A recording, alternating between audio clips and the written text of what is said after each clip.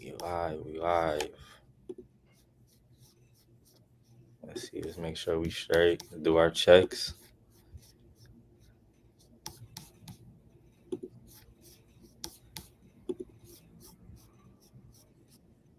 Okay. We live on Facebook. Let me make sure it's available.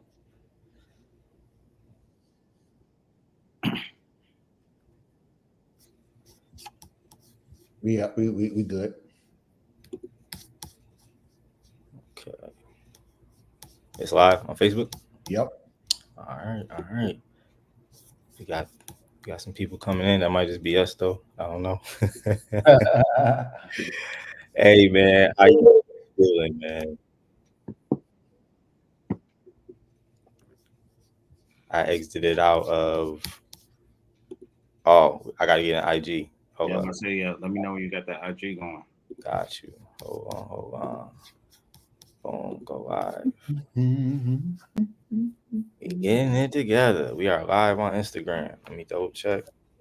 I may not be able to see it from my page. I can see it. I'm on. Yep. We in there. We in there. Okay, okay. I can see it. Yes, sir. All right, all right, all right. Yeah, man. So you brothers, how y'all doing, man? Yesterday was good. You know what I'm saying? I felt good Mhm. about it. Indeed, indeed. You know, give me some feedback. What are your Man, thoughts? Yeah, man. for me, man, just the whole aspect of that developmental stage in Mm, terms of how the brain is so, I think, just malleable, right? Like at a young age, it's so it can be it's heavily influenced, right? You yeah, use the word like hypnosis, right? So that stood out to me in mm, terms of just like that's when the foundation is cemented in Mhm. those early years. So man, that was something, and then just being able to see real life applications of what we go through and see representation of us as black men and our environment in your presentation.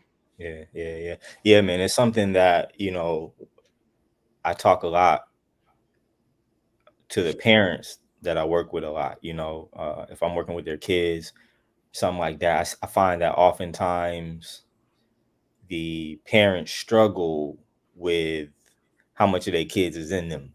You know what I'm saying? Mhm. And and to get more direct, I'm seeing a race, especially between fathers and sons. It's a competition happening, a foot race between will the father develop emotionally enough for the child to like respect him, and will the child mature enough to understand the father's upbringing so that he can develop and maintain respect for him before the relationship completely fractures. Does that make sense? Like the children, the fathers have often raised the children in a standard that they don't meet. The fathers promote a standard that they don't live up to. Yeah. Yeah, Yeah. And Yeah. they want the respect of a man who lives up to the standard. The kids are calling them to account, like, nah, like you cheating on moms, bro. How you going how you going XYZ with me? You want me to stop smoking weed? You smoke like a chimney, bro. And yeah, it's like the yeah. parents don't like it. And it's a learning. It's like, yeah, it's not your friend, this your child. But you have to understand that the child was brought here to mature you as well Mhm. in more ways than one.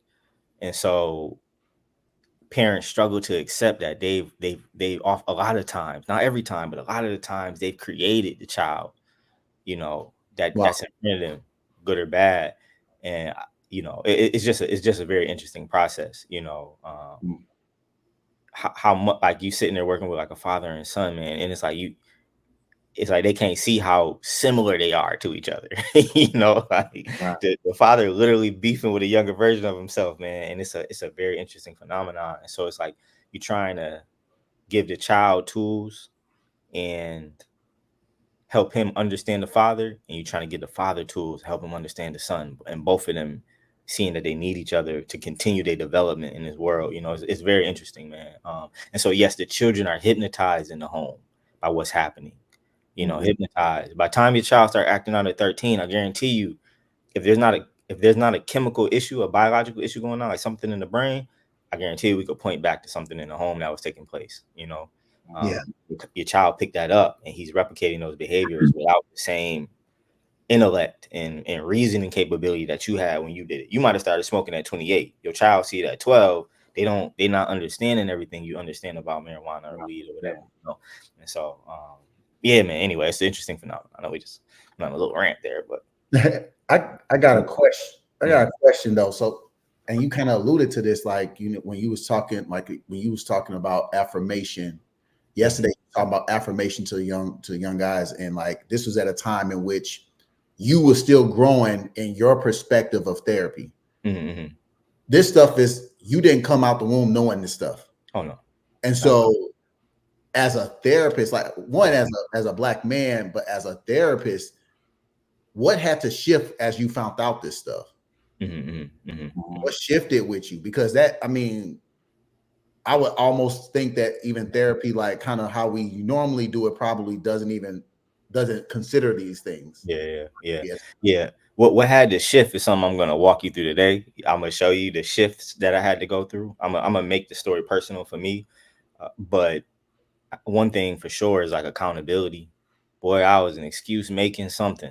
It was somebody else's fault. You hear me? Like, oh, mom and dad, and oh, stepdad, and oh, if I would have had the boss, if I'd have better this, that, everything is bro. Like, I had to really sit down and accept that, like, I'm responsible for the vast majority of,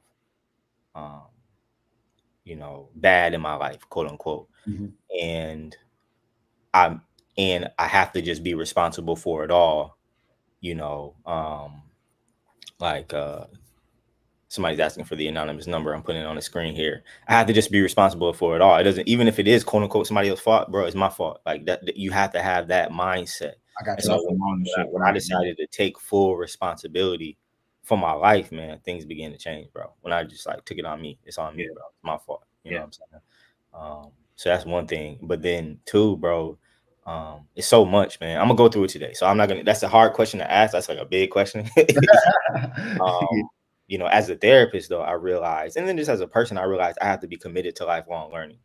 Right. And so, bro, I got a training that starts, what's today's date? I think like next week, Monday, bro. It's like, it goes on for a few months, internal family systems. After that, I'm trying to get brain spotting, EMDR, a bunch of other, like, I just got to keep growing. And honestly, bro, I tell you why I began this, man.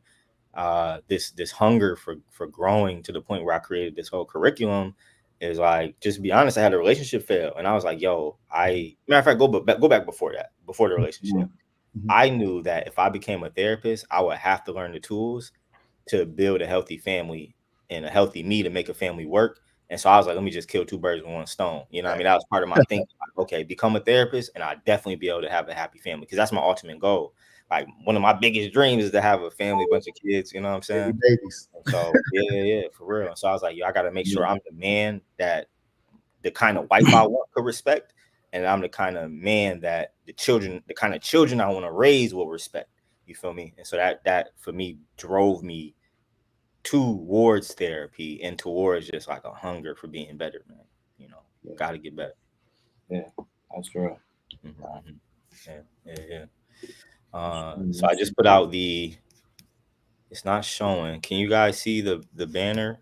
Well, shout out to everybody that's joining. Everybody that's on tonight. Can they see the banner? Yeah. What's up, y'all? What's happening? Welcome. Let's see who we got up in here, yo. We got my boy Joshua. We got Mike. What up, Mike? We got moms in the building. What up, mom? That's what's up. Yeah. What up, everybody? Welcome to day 2. Man, we got a few minutes before we jump into our next presentation, our next workshop. I think y'all gonna love it. But we would love to get some questions.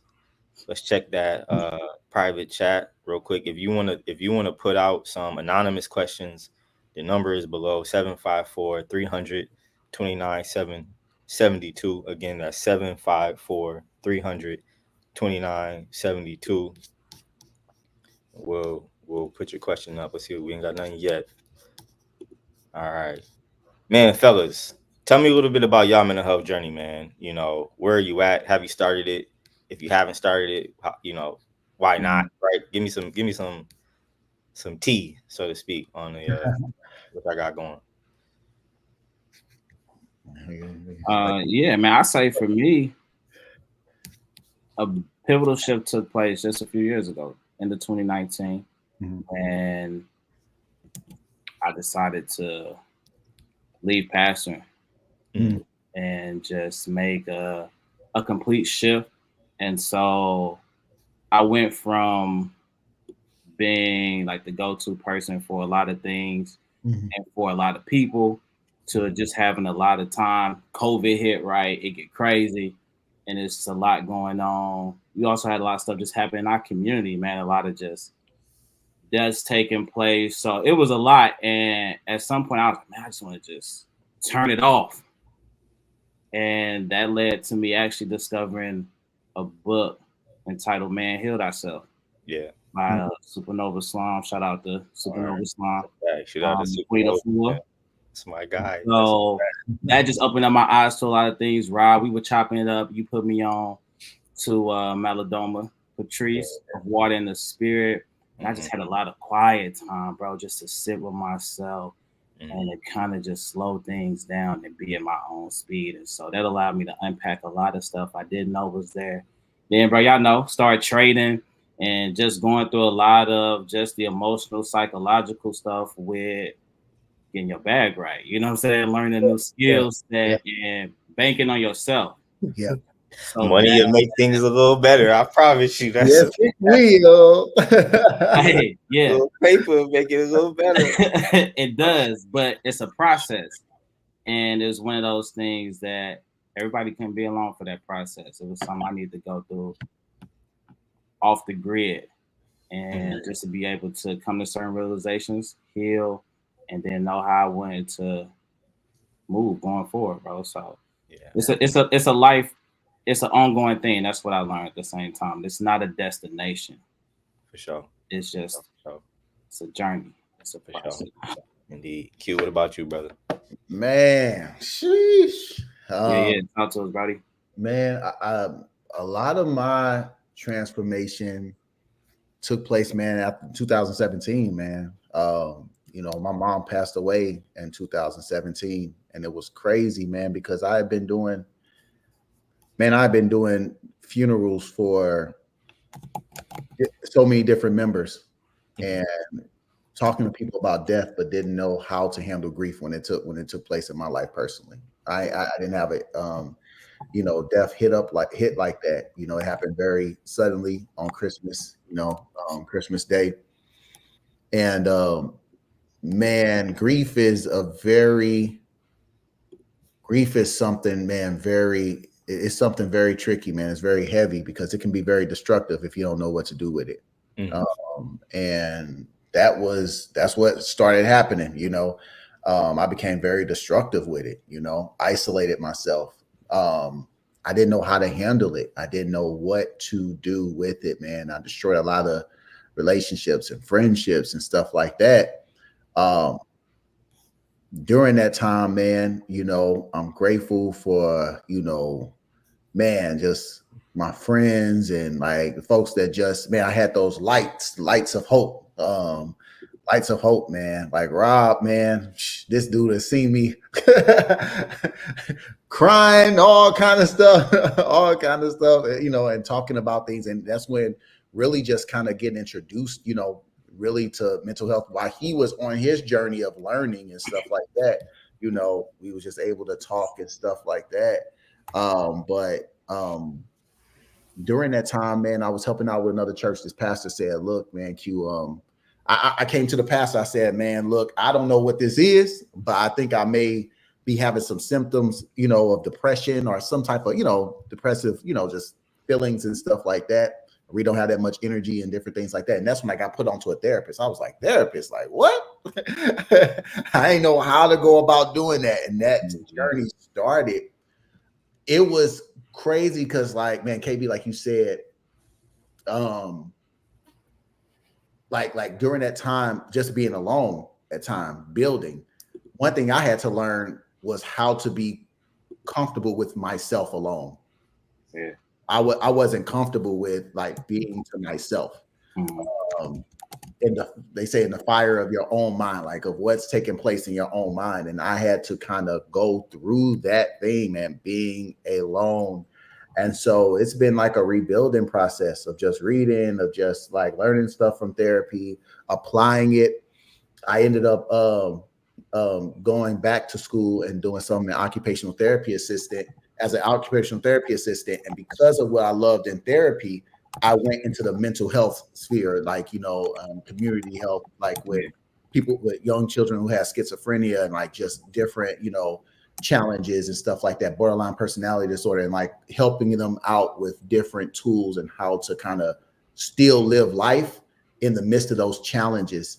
And so just seeing it gave me an eye into like, man, what are Black children like really deal with when they're dealing with mental health, whether it's something clinical, like an actual diagnosis, or if it's just, man, like something like you was talking about, Rob, having just all these negative core beliefs about oneself. And then you go into the society that already views you a certain way. And it's like you're vulnerable, and to see that firsthand. I was helping out with a nonprofit there in St. Louis. It was crazy to see. And so, yeah, man, that's what got me on this journey, man. And now, just connecting with Rob, connecting with KB, and just kind of learning from these guys, man. It's just iron sharpening iron. That's a fact. That's a fact, man. Appreciate it, brother. Thank you for that. Thank you. Man, we got one. Feel free to respond to what Q said, but we got one anonymous question. I just posted it. It says, how do you avoid being stuck in your healing phase and not being swallowed by the trauma you are visiting to release? That's a heavy one. That is.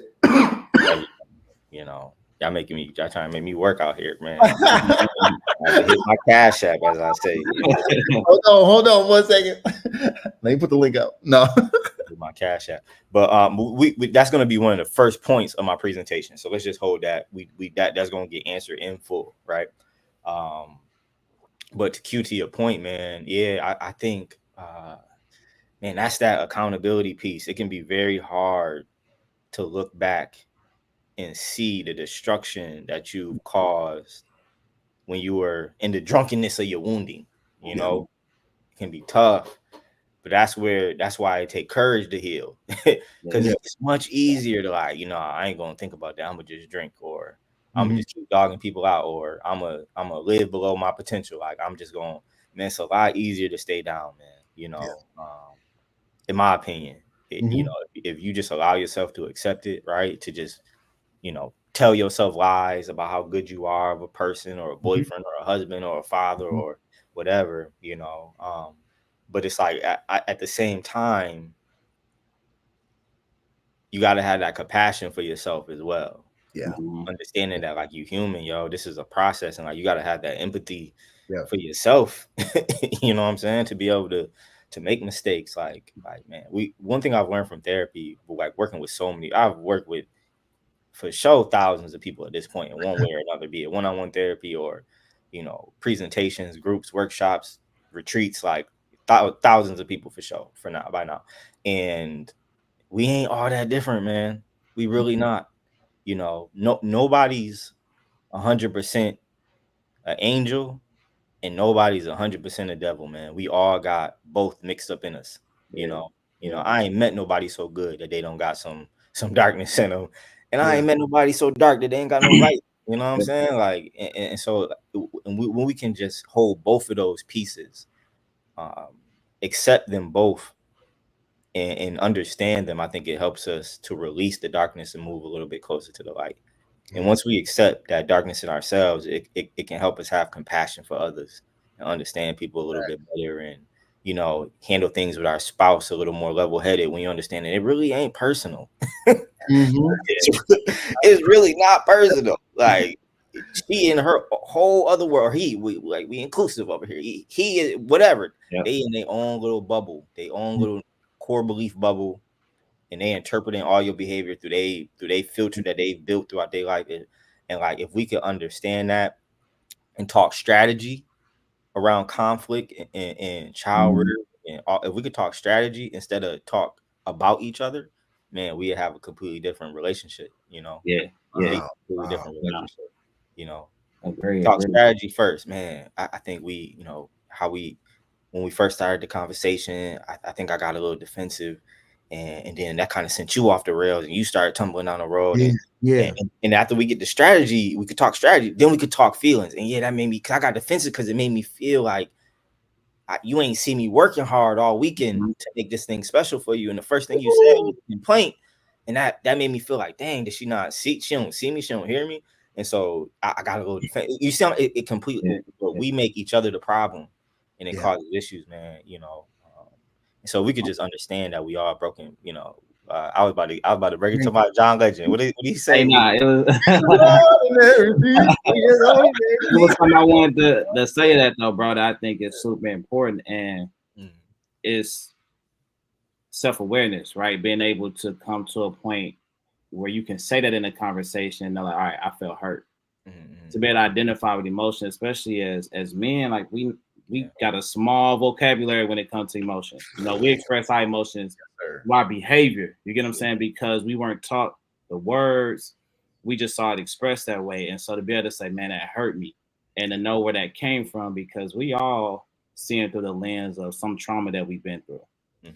And all it takes is for a word, action, whether it's intentional or not, to trigger that. I mean, that's usually where we go in this. We usually spiral because that subconscious kick in, that default, and it's a wrap after that. That's a fact. You all up in my presentation right now, man. You know what I'm saying? Oh, my bad, bro. My bad. Let me get out.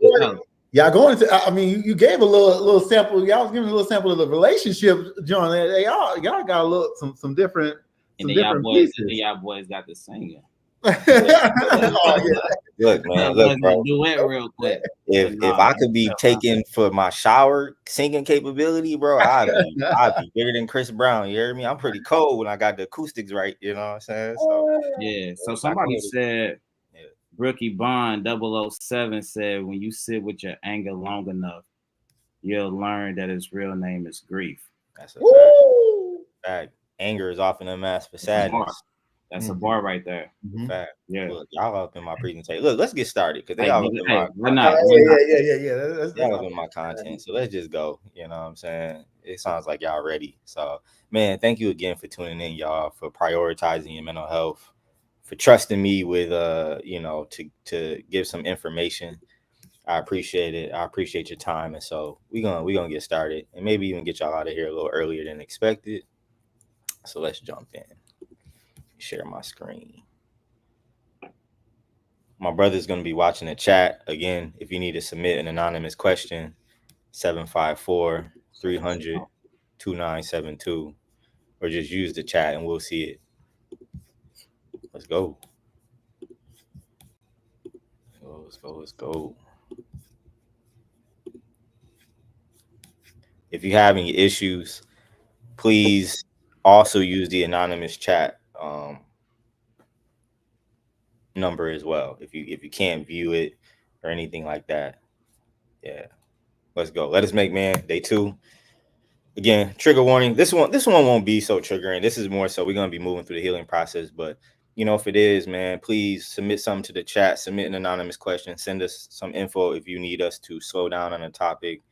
If you like, yo, Rob, I need some grounding work. Yo, send a message, say grounding, say help, right? And we pause and we could do some impromptu breath work and meditation and get you back right. But I think this one should be cool.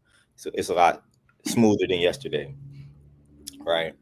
But at the same time, please prioritize your wellness. If you need to close this out, there's gonna be a recording. You be all right. Like take care of yourself. Don't let yourself go past what you can handle, right? With that being said, my name is Robert Allen Bailey. I'm a licensed clinical social worker based in Fort Lauderdale, Florida. I operate the Good Condition Counseling. I refer to myself as the healing healer, a healing healer, because I'm on my own healing journey. and I utilize my clinical expertise mixed with the wisdom, the little gems that I glean from my journey, mixed with my spiritual training. I'm a trained theologian. I was studying to be a pastor, and so I love all things, spirituality. I love to study, all works that refer to the Most High, and so I glean those wisdom across the ages and condense that into my mental health work. So I do mental health therapy and coaching. I do trainings and workshops and do a lot of keynote speaking as well. I'm also the director of wellness for an organization called Boys in the Wood, and we introduced that to y'all yesterday. We do restorative outdoor retreats for Black men. We travel around the country. In fact, this photo is from one of the retreats. We travel around the country to different national parks, and I facilitate the mental health portion. Have a brother that does personal development. We go on adventures, hiking, kayaking, might do some snowboarding, might do some, whatever's available. There's some ice fishing, all kind of stuff, man. We had a dope year this year. We went to Minogen, which is in Minnesota, Camp Minogen, during February. We had to cross an ice lake. We had to walk across an ice lake to get to the retreat center. It was beautiful. You could hear the ice groaning underneath you, and you could see the stars wild above your head. It was a beautiful journey. We went to Seattle, Pacific Northwest. This campsite that you actually see in front of you, we were there, but with a different group. It was about 47 brothers on the last one. Beautiful trip. And then we also did Boston, Essex Woods. We went there with maybe about 35 brothers, I believe. Beautiful experience. Next, we got Texas. We're going to Big Bend National Park, right? That's one of the, what they call it, clear sky zones, something like that. Point is, you could see like the sky clearly, like there ain't no lights, right? There's no light pollution. And so if you want to tap in, man, tap in with us if you want some nature-based healing, some nature-based rest and adventure. It's 100% free. 100% free. There's no barrier to entry. You just got to get a time off. We could even potentially help with your plane ticket if you have need. But we ask if you don't have need that you pay for your flight. You know what I'm saying? If you're not in the area, and help us, keep it for our brothers that's in need.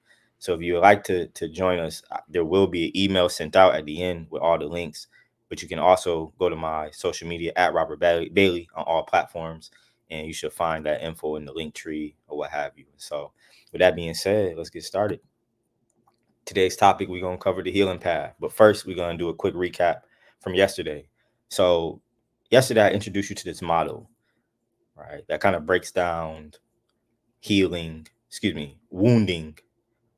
And if you understand this, you'll have a template with which to process the events of your life. So I want to reintroduce it to you really quickly. We have the subconscious mind, the nervous system, in the egocentric state. When we're dealing with the subconscious mind, we're talking about the idea that this is the part of the body that controls all the automatic functions, the brain, the heartbeat, blinking, digestion, all the chemical processes that happen in the body. It's the background processing.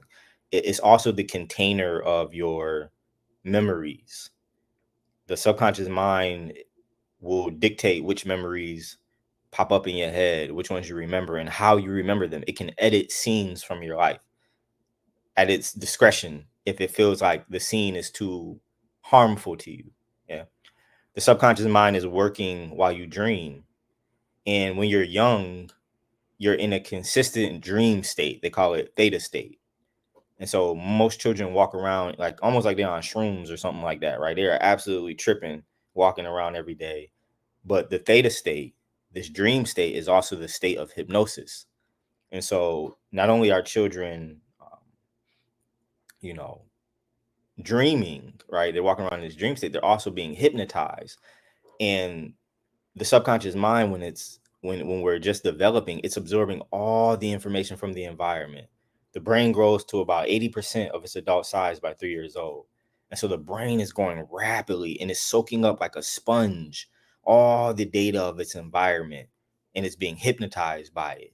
And so the subconscious mind also stores core beliefs. So this child is building out core beliefs, what they're going to believe about the kind of food they eat, the kind of spirituality they have, what they believe about themselves, what they believe about parenting and relationships and marriage and school and all these things that we just take for granted, right, is being built. And about 7 or 8 years old, it kind of sets in stone, and it's going to be very, very difficult to change it. The problem with that is that this next part, the egocentric state, that a child has to go through a psychological process of realizing that it's a different being from its parent in its environment. And so it takes responsibility for everything that happens in the environment, for good or bad. And so while the subconscious mind is still setting, it's still like wet putty, the child is taking responsibility, good or bad, everything that happens in the environment. And so if mom comes home and says, you know what, that's my good boy, he's so smart, man, he could do anything, the child gonna be like, yeah, I could do anything, gonna believe it without question. If the mother says, you know what, you dumb, why are you so bad, oh, I can't stand you, get out of my face, the child gonna think, man, something wrong with me. If daddy's not there, I must not be good enough. The child takes responsibility for the events that are taking place around it. Or if the dad is there and spends a lot of time, I must be important because dad takes so much time with me. Like, look, I must be lit. Like, you know, like and that will set at the brain learns through repetition. And so whatever is being repeated over and over again is what will eventually become the child's normal. Around 7 or 8 years old, it will not question what it has experienced. It will accept it as a immutable fact, as if God said it to them, right? Like they are just going to accept it. Then we have the nervous system developing at the same time. Your nervous system, in short, deals with how you feel in your body, right? Whether or not you feel anxious, depressed, happy, calm, relaxed, stressed out, it's your nervous system doing all of that, distributing those feelings throughout your body. 0 to 7 or 8 years old is trying to find, or maybe like younger, like 4, is trying to find its baseline, right? When things are calm, I feel calm and relaxed. I have a baseline, like they call it homeostasis. My body responds appropriately to what's going on in the environment. The environment is calm, I'm calm. But if your brain has had to practice anxiety and fear and stress over and over and over again in childhood, the baseline can get set at anxiety. So things are calm, nothing's really happening, but your body is operating at anxiety, right? Or operating at depression. It's underneath the right. And so, or irritability, you can get stuck there. And they can even become like personality traits. Like, yeah, this is how I am. I just don't take no stuff, right? No. Like, this is a defense mechanism to keep yourself safe. This is what your body has practiced over and over and over again. So in order for a child to have a calm body, it has to practice calmness. And that requires a calm environment, right? And so depending upon the nature of your childhood, this being is being set in foundation. So by the time you're about 7 or 8, you have these core beliefs that have set in stone in your mind, right? And we can chip stone. It takes a little more effort than when it was wet. But if we don't address it, it's just going to sit there as a block, right? Just a hard piece of reality that we're dealing with. And we have these core beliefs that kind of work us like puppets. I am unlovable. I am unwanted. I'm not good enough. Or conversely, I am smart. I am special. I am worthy. And most people have a schism. They have a split in the mind between what they believe about themselves and the voices are talking over each other all day. Nah, that was dumb. Look, why you did that? You remember when you did this real stupid thing that one time? Why would you do that? Look at you. You did something embarrassing again. Let me remind you of this embarrassing event one more time, right? Your mind is constantly chattering from these different voices. And these voices become like masks, like Jim Carrey, the mask. They'll jump on you and work you like a puppet. Like these masks have personalities. They have preferences, they have tastes, they have desires, they have activities that they like to do, right? Each one has a different set of attributes that it works with. And the more that these masks take us over, the more we get further and further away from our real selves. If you remember Get Out, right? When Shorty would start twirling the tea, the spoon on the cup, and you see homie falling back into the darkness of his mind, and like the white chick is drinking the tea, in the scene, and he's falling back. That's exactly what happens. Our real self get lost in the chatter of all these other voices and personalities that are operating in our head based upon what we've been through. And so then we have to take that mind and we have to enter increasingly into the adult world, right? As a teenager, dealing with the police, gangs, women or men, romantic relationships, platonic relationships, violence, conflict, pills and drugs and instability in the home, or we might have been incarcerated or have incarcerated members in our family. And on top of all of that, we got to try to learn in these colonized environments. This information that we know ain't really for us, ain't really gonna help us at this point, but it's necessary to keep society going, that we have to be here and we're struggling, right? And so what this eventually then creates is an adult that is cycling around the distress cycle. We have a triggering event that leads to a snap judgment. The snap judgment is made based upon those core beliefs that we just talked about. I already know what's happening because its core belief is operating in the subconscious, the background. That leads to an intense emotion and a strong physical reaction. This belief that I have about what you just did, that's the nervous system. I'm overwhelmed by this. If I feel it in my body and I think it in my mind, that's what we call reality, right? Then I have an urge to act on this emotion. This urge to act leads to a regrettable action, which leads to consequences, and it resets the trigger and it becomes more sensitive. Think of this diagram as a landmine, and all of us have 10, 12, 15 of these placed throughout our lives, and we step on them inadvertently, unexpectedly, unwillingly, unintentionally, all day, every day, right? And we're trying to operate relationships. We're trying to keep jobs. We're trying to move through school. We're trying to be a better man. And we stepping on these landmines and betraying ourselves via these masks that jump on us, these landmines that blow up. Yeah. And so we end up on this pyramid, right? Where we start at historical trauma, transatlantic slave trade, if you're a Black man in a group, or whatever your personal context is. And then we're born into our local context, our community, our family, right? And sometimes in these families, we have these traumatic experiences, these wounding experiences at the very least, these adverse childhood experiences, they call them. And this disrupts our brain, disrupted neurodevelopment, the subconscious mind, the nervous system. This leads to social and emotional impairment. We can't function properly in school. We can't build healthy relationships with our peers. And we struggle with, what do they call them? Authority and things like that. And that leads to the adoption of health risk behaviors. We robbing and stealing. We smoking weed young. We popping pills nowadays, these kids. Drinking lean. We unprotected sex, getting pregnant, right? All kinds of things. This leads to what? Disease, disability, and social problems. Can't keep a job, got a felony now, done did something rash, maybe got into a car accident or got shot. Now you got your body's different. Been eating poor food your entire life and caught a sickness, autoimmune disorder, right? And what happens then? Early death, And so how do we exit this ladder? How do we exit this ladder? That's what we're going to talk about. My guy, Frederick Douglass, he said, "You have seen how a man was made a slave. You shall see how a slave was made a man." That's what we're going to talk about today. Let's get into it. So the healing path. This isn't something that's like, I don't know that it's like supremely unique, right? That I created. This is just the way that I organized it in my mind to understand how to heal myself and how to help my clients heal. So I put together a series that I take people through, right? A series of exercises, a series of information that I know for sure will move them around, move them down the healing path, right? This process is limited.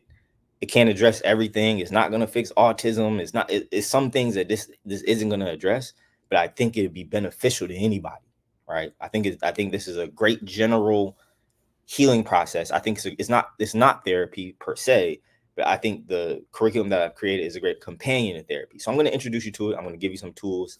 After the presentation, you'll get a document with a bunch of resources so that if you want, you can use this to begin forging ahead on your healing journey. And so let's begin. The first thing we want to talk about is awareness. That's the first step, awareness, right? And what do I mean by that? Firstly, I'm talking about commitment. The healing journey requires commitment. It is a lifestyle. This is not an event. This is not something that you can stop forever. You do it for 6 months and then put it down forever. This is a lifestyle. This is a religion almost. This is something you have to live out every day. It's a discipline, right? You can't, if you could work out to the point of becoming like the number one international bodybuilder on the planet. And if you stop working out and eat however you want for the next 2 or 3 years, you're going to end up on my 600-pound life. You have to keep building. You can make $1 million. And if you don't keep working and you just spend that money however you want, if you don't invest well and let that money work for you, you're going to be broke again, right? It's almost build or die, grow or die, grow or regress. Those are your options, but there's no such thing as staying still. You're either getting better or you're getting worse, period. And so there has to be a daily commitment to this work. And you got to know on the outset, it's a saying somewhere, man, woe unto him who sets his hands to the plow but turns back. Like you gotta have some integrity around this path, and it's gonna get hard. And I don't expect anybody to be perfect on it, because I'm not, for sure. But if you can keep your head pointed north, man, you'll find your way. And so we got to be committed. But also awareness deals with presentness. Like I mentioned, the subconscious mind has about an 7 or 8 year head start on the conscious mind. And so it's like fighting back against somebody older than you, or like imagine somebody started training boxing 8 years ago and you just started today, and then you got to fight that person for your life. Like it's going to be tough, but if you keep at it, if you keep learning, keep training, keep sticking in there, you'll eventually learn and overcome them. And so it's the same way. Presentness means how often is your highest self, your true self, at the steering wheel of your life versus your subconscious mind and your wounding. I'm present. I'm here. I'm awake. I'm grounded. I'm available. I'm listening. I'm speaking my true mind, right? I'm present. Then we also have to deal with our feelings and moods. How much are you on the pulse of how you're feeling all day? Are you keeping your finger on the pulse of your different moods? And are you understanding, man, how did that thought come up? Oh, yeah, I'm thinking about my ex. That breaks my heart. I seen somebody riding a bike. It reminded me of the time we went riding bikes through downtown. Okay, that's how that hit me. Okay. It makes it easy to let it go. Are you keeping track of how you feel? Because if you don't, it'll begin to pile up and it'll begin working negatively in your life. And so one of the tools that I use for individuals that come into therapy, be they male or female or other, is the emotions wheel. It helps gives brothers some language on what they're feeling. Generally in school, you may have like the little, think like your emojis. You pretty much got very basic emotions: anger, disgust, sad, happy, surprise, fearful. That's generally pretty much all of the vocabulary a lot of us have around emotions. We might have disrespected or something like that, but that's about it. And so we use this tool to increase our vocabulary, right? That allows me to understand better what exactly I'm feeling. So I'm not just angry. I felt humiliated. That's a little different. And that humiliation now has me feeling, resentful. I'm not just sad. I feel fragile. I feel despair, right? And I'm not just happy. I feel courageous. I feel inspired. I feel powerful. I'm not just happy. I feel powerful. I feel like I can do anything, right? It gives us more access to ourselves, this tool. This is something that will be in that document. You can also just Google it, emotions wheel, it'll pop up, but check this out. Yeah. The second thing, and this speaks to the question, the anonymous questions that we got about how do we not get stuck on our healing journey. Before I do any kind of trauma-informed work with any client, I first give them a good helping of grounding tools, because I cannot take you into the deep waters of your life and not teach you how to swim first. I got to teach you how to climb your way back before I take you down into that cavern, right? And so the first thing we got to do is get you some grounding tools so that you can figure your way out through it. Because the foundational tool that you need is that when I'm triggered, so that I do not get lost in this trigger feeling, I have to be able to calm myself and bring myself back down to homeostasis. How do we do that? We talked about it yesterday a little bit. We have the meditation, the breath work, and the affirmation. And there's a lot more. This is like almost an endless body of information. But in brief for today, I want to give a quick explanation. So when we're dealing with meditation, we're talking about developing the strength to dictate your thoughts. Most people are run ragged by their thoughts, yo. Run absolutely ragged. And meditation, right?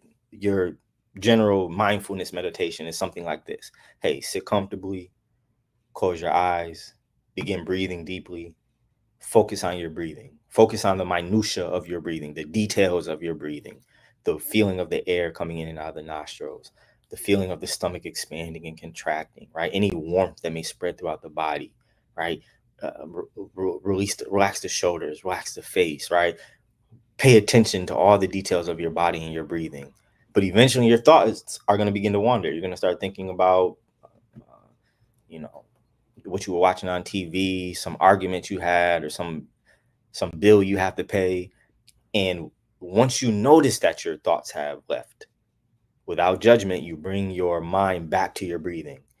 But most people, you try to have them meditate for 5 minutes, they're like, this is not working. I don't like it. My mind never stops wandering, right? But the idea is every time you bring your mind back from your thoughts to your breathing, it's like doing a mental push-up.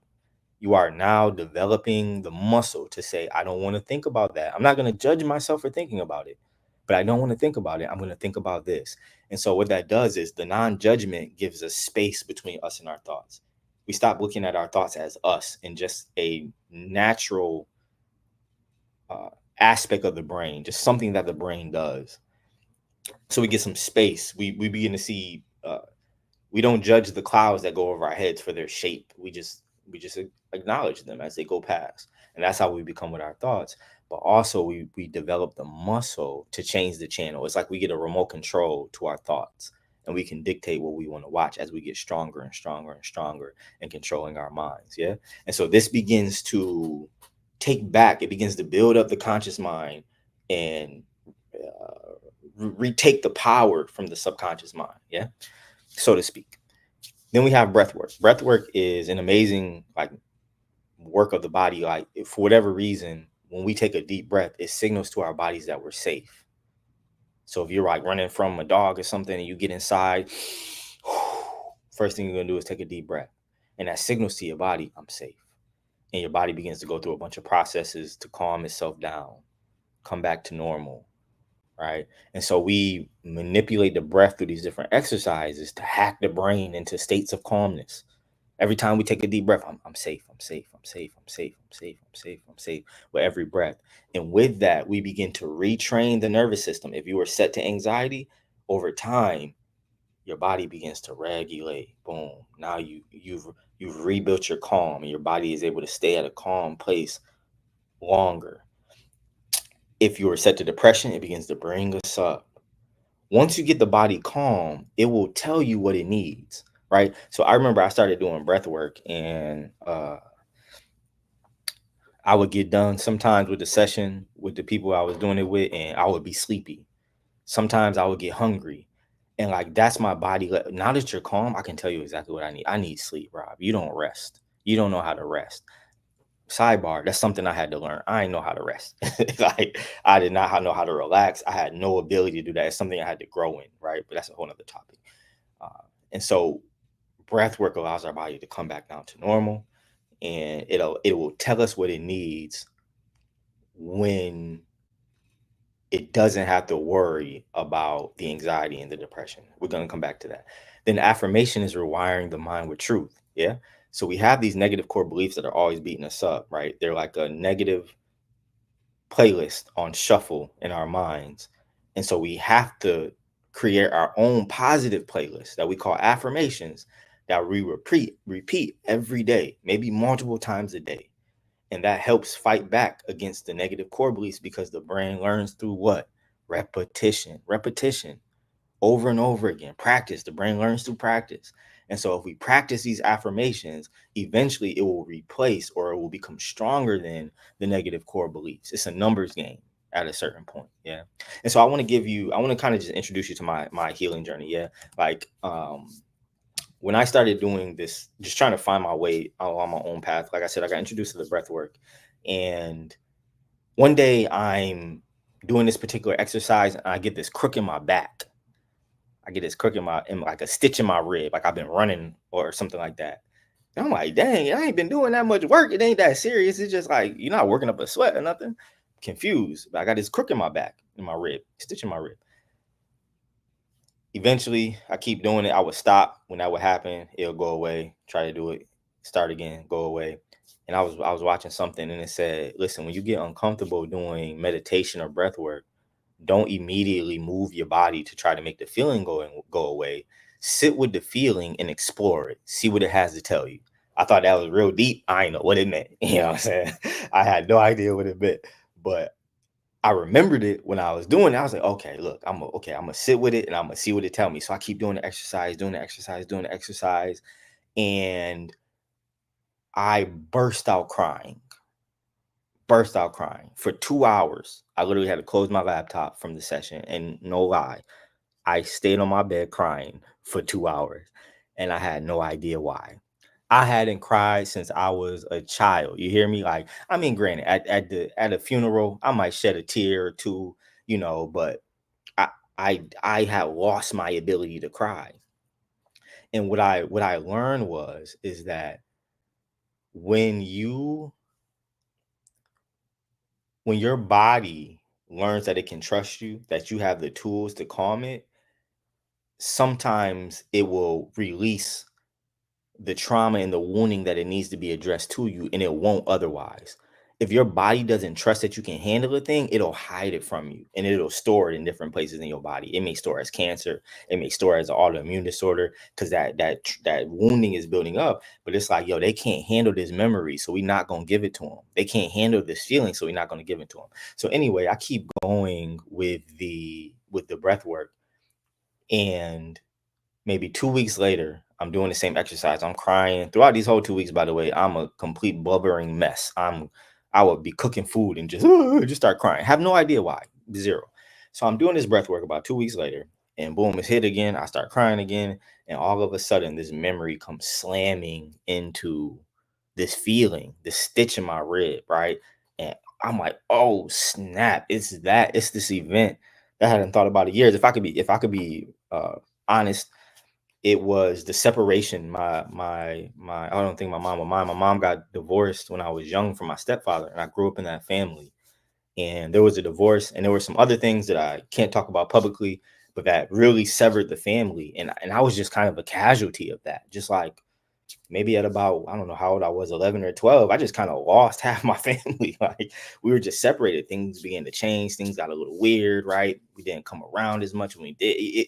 I just lost it. And then, and it's no disrespect. Like, I get it. I understand. But, nobody might really call me on my birthday, high school graduation. Nobody really came. College graduation. Nobody really came. And I just lost my family. Nobody ever talked about it with me. Nobody ever had a conversation. Nobody acknowledged it. I just had this pain that I was walking around with that I never addressed, and my body didn't even let me know it until it believed that I could handle that information. Now, it did show it. It showed it through anger, showed it through aggression, it showed it through insecurity, people pleasing, a bunch of different ways, right?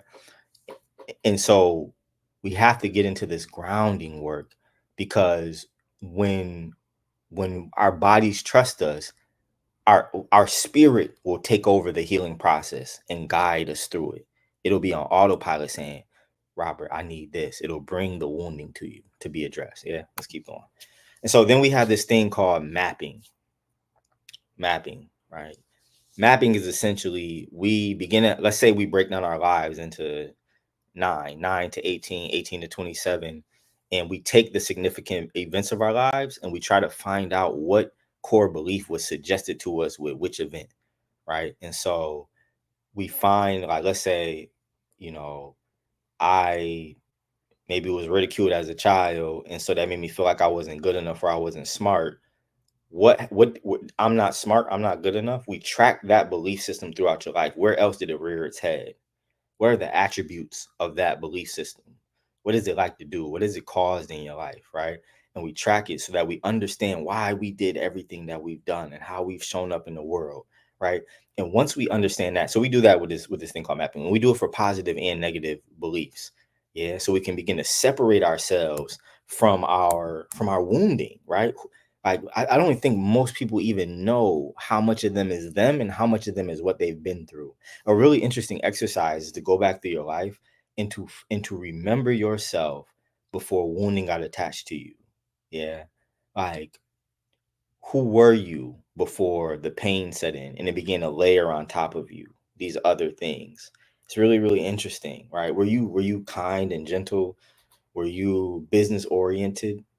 Were you really curious? Were you an explorer? Did you go out into the wilderness and look for salamanders and slugs under rocks and explore trees? And were you really athletic? Who were you before the anger took over and the ideas of being a pimp or not being good enough or being unintelligent, all these different things that begin to layer on top of you? Who were you? I guarantee you that a lot of what you do now it has its roots in who you were as a child. And you would enjoy life a lot better if you could get back to that original person. Yeah. And so we use mapping to find out what happened to me, who did it, what was the result, what has happened in my life. We unpack the baggage, right? And by doing that, we can pretty much figure out what triggers you have. What's going to trigger me? If I know that I have a I'm not good enough wound, I'm going to be sensitive to critique. I'm not going to do critique very well. And it's not the initial situation, it's the issue that I have from before. So, for example, I remember I'm the director of mental wellness for a company called Axia Amplify Consulting. And my homegirl Eliana, she owns the company, and she's a big wig, she's high powered young lady, but it's my homegirl from college. And so when we would have our team meetings via Zoom, I would come to Zoom with like a robe on, like a bathrobe, like no big deal, like nobody's tripping. This is my homegirl. One day a lady was on the call, and I didn't know who this lady was, and I got my bathrobe on. Turns out this is, another big wig that we trying to work with. And, Eliana was very embarrassed. She texted me, she said, "Rob, maybe not the robe today." And I was like, oh man. And I could see it on her face. She is not happy. You feel me?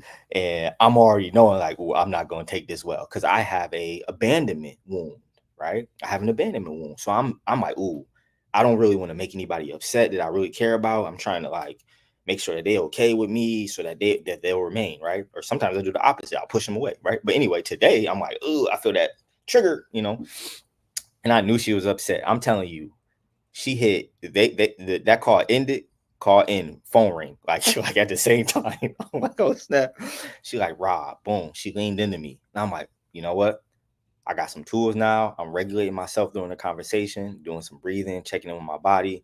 And I just take full responsibility. I got you. That was my fault. That was super inappropriate. I'm never gonna wear it. I gotta just up my professionalism. I'm tripping. I'm grown. What am I doing wearing a bathrobe to any kind of business event, period? I'm tripping. I'm just gonna change that. Back in the day, I'm super defensive. I'm making excuses. Why ain't you tell me? You ain't tell me who this was. Why I'd have tried to whatever. Weasel my way out of it. But I knew once I get off this call, I'm gonna have to go take care of myself, because I'm gonna feel terrible about what happened. And it's not this event. Yes, I feel dumb or whatever for doing this, but it's the fact that I have a wound around abandonment. And there's this feeling like I don't want to lose people, and it's so intense that it requires attention. Even after it's alerting me that I have some more healing to do in a particular area when it comes up. That's what a trigger is. A trigger is your spirit coming to you and say, yo, we still got to deal with this. We still got to deal with this, bro. It's still here, right? And the triggers will get less and less as you pay attention to it, right? Because your mind only reminds you of things that you still need to do. You don't think about the bill after you paid it. You paid it. It's not coming up in your mind anymore. Oh, I got to pay this bill. I got to pay this bill. I got to pay this bill. Once you pay it, your mind lets it go. As you address the triggers over time, your body begins to say, oh, I could let this go. I could let this go. And it begins to release the pain that it was holding on to. Yeah, it begins to let it go. I had a little analogy that I was going to throw in there, but it slipped my brain. Let me see if I can catch it. Nope, I ain't got it. So we're going to keep it pushing. So we have to find our triggers, right? And so the next step is grieving. We got some grieving to do, man. We got some grieving to do. And the hard part, the hard part about the grieving is that we are the emotional age in that area of wounding that we were when we first picked it up. Let me say that again. Let me be very clear. For every wound that you have, you are probably going to respond to it at the age of which you got it. And so if you got a wound at 8, you're going to feel it from your 8-year-old self. That's how you're going to feel it in your body. And sometimes these wounds happened before our logical minds even turned on. And so trying to address a wound that developed when we were just emotional beings with logic just won't work. We need our logic and our reasoning ability, yes, but it can never completely help us heal. At a certain level, we have to honor the pain with the same intensity with which we received it in order to let it go. Yeah. Now, again, let me pause here and make a statement, especially, I want to make sure I'm doing right by you all. This kind of work is not right for every kind of trauma. This is so important. This is not right. This is not maybe the best work for serious scenes of abuse and violence and things like that. For maybe intense experiences, I will recommend your EMDR, eye motion desensitization. Somebody put it in the chat. You know what I'm talking about. I can't remember it off the top of my head. Your brain spotting. This helps you as you're remembering the memory. You don't even have to speak it out loud, but they're doing certain activities as you're thinking of the memory that allows it to be released from the brain. The area of the brain that's storing those memories begins to let it go as they're doing these different activities as you remember it. I will recommend internal family systems, a few other things, right? You don't always want to bring a client back to their worst trauma because the brain doesn't know very well reality from imagination. It don't really know past from present all that well. So if you bring a person back to their wounding, it's like they're experiencing to a certain degree all over again. Yeah. And so this work may not be perfect for everything, but for some, it is everything, this work that I'm talking about right now. And so we're going to feel it from the emotional age at which we first experienced it. For example, me and my aunt had a contentious relationship when I was young. I love her to death. But like most people, she was two people at a time, right? And when I got older, I began, after I accessed this pain, right, that was stuck in my rib, I realized I had to have some conversations with a few people. And so I came to my auntie and I'm like, Auntie, we got to talk about some stuff that happened. Nothing too egregious. My auntie, I love her, but like it was some things that as a child deeply hurt me that she said to me, and generally joking, right, and what have you, right. And I feel like I'm trying to vindicate her because I don't know if she gonna see this, but I want to be real with y'all and give you something real. But there were some serious wounds that I had there, and we had to talk about it, And I remember she's like, yeah, baby, come to my house tomorrow and we could talk about it. And so I pulled up to her house, and I was sitting out in the car crying for an hour because I wasn't feeling it as 32-year-old Rob. I was feeling it at 7-year-old Rob, that one in my auntie's love so bad, and everything she said to me meant the world. And so ridicule broke me at that age, right?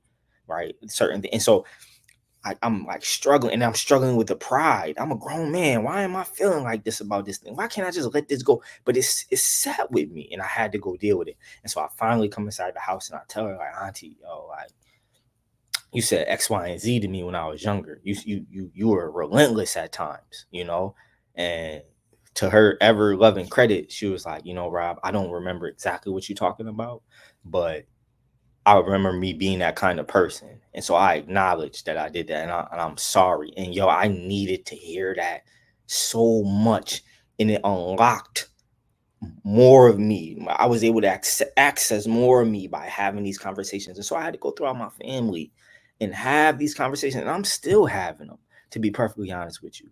And so sometimes grieving requires confrontation, right? And understand that the body keeps no secrets, y'all. Yeah, not only does the body keep score, that book that everybody's been reading, meaning that the body will store grief, it will store pain, but also the body will begin to tell on you. It'll begin to tell on you through your weight. It'll begin to tell on you through your lack of self-care, your hygiene. It'll begin to tell on you through autoimmune conditions and skin conditions, and it'll begin to tell on you through your promiscuity and your lack of boundaries physically, right? It'll begin to tell on you through your weight. It'll tell on you. The body keeps no secrets. At some point, what you're holding inside is going to ooze out of you. It'll tell on you through your affect. When I say affect, I mean your facial features.